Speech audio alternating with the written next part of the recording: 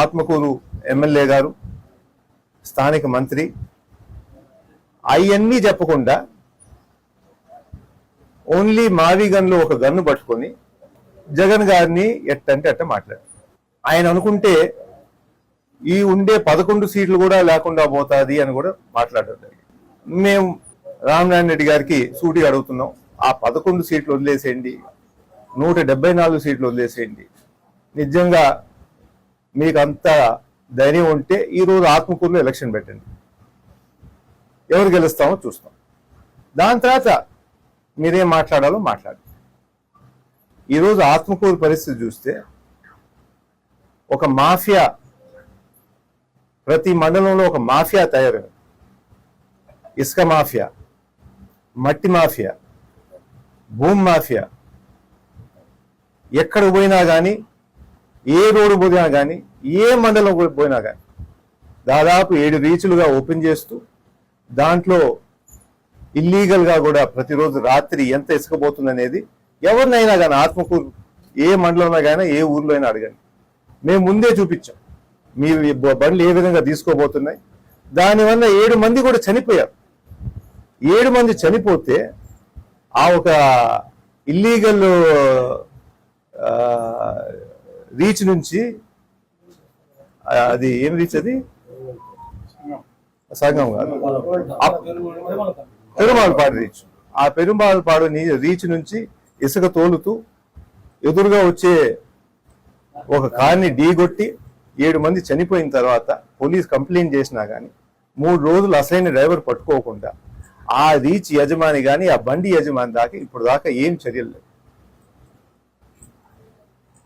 ఆత్మకూరు పక్కన ఇల్లీగల్గా లేఅవుట్లు కానీ, లీగల్ లేఅవుట్లు కానీ, అన్నిటికీ ఇల్లీగల్గా వచ్చే మట్టి అంతా మీ ఆధ్వర్యంలోనే జరుగుతూ ఉంది.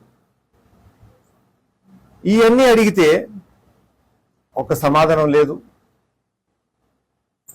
మీరు చేసే దాడుల మీద ఒక సమాధానం లేదు.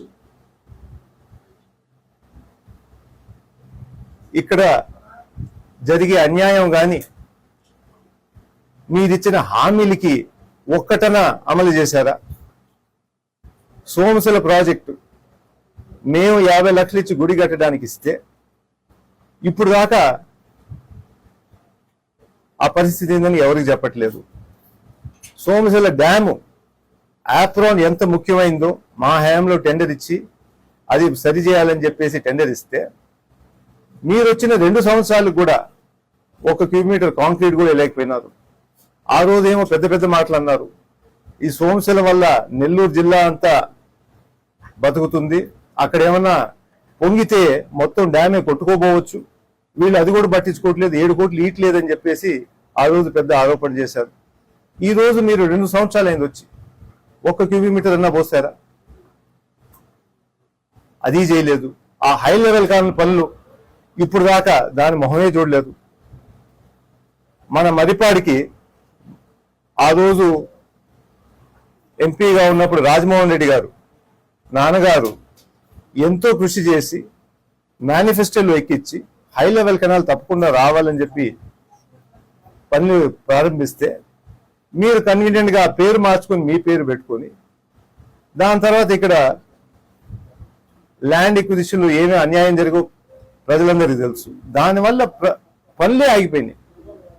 ఇప్పుడు దాకా దాని మీద చర్యలు తీసుకోకుండా, ఇక్కడుండే కష్టాలు, ప్రజల కష్టాలు ఏముందో చూసుకోకుండా మీకు ఎందుకండి జగన్ గారి మీద విమర్శలు? మీరు సబ్జెక్ట్ మీద మాట్లాడండి. ఆ ఫెసిలిటీ కానీ, ఆ ఫిషింగ్ హార్బర్ కానీ ఎవరు కట్టారు?